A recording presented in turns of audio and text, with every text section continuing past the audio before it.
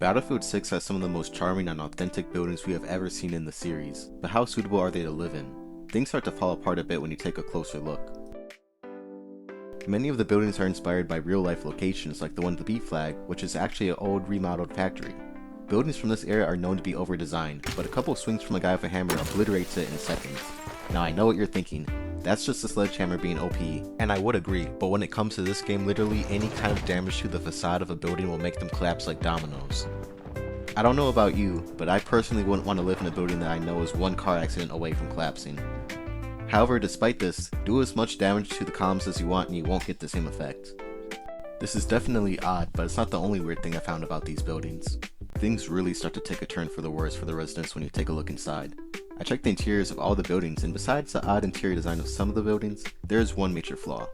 None of the buildings have fire alarms, none of the apartments have sprinklers, and a lot of the fire escapes aren't placed correctly. All residential buildings are required to have these countermeasures for the safety of the public. Considering people in Battlefield must be cooking their food with rocket fuel with how hazardous ovens are, you'd think these landlords would at least try to adhere to the fire code. On the rooftop you can see all of the utilities, including these large water tanks which are actually still functional. Basically, as buildings got taller and taller, the water pressure would decrease to the point where the water could no longer be provided to the top of the building. You can see this happen visually with a hydraulic grade line. Engineers would combat this by pumping water to an elevated tank on the top of the roof to boost the water pressure for the whole building. But that's for water. Battlefield also applies this logic to gas, which is a whole nother can of worms.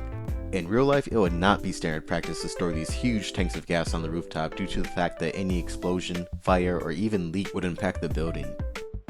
In fact, New York Fire Code prohibits it altogether due to how difficult it would be to access during emergencies. So while it might be fun for the purpose of the game, you definitely do not want to design apartments like this.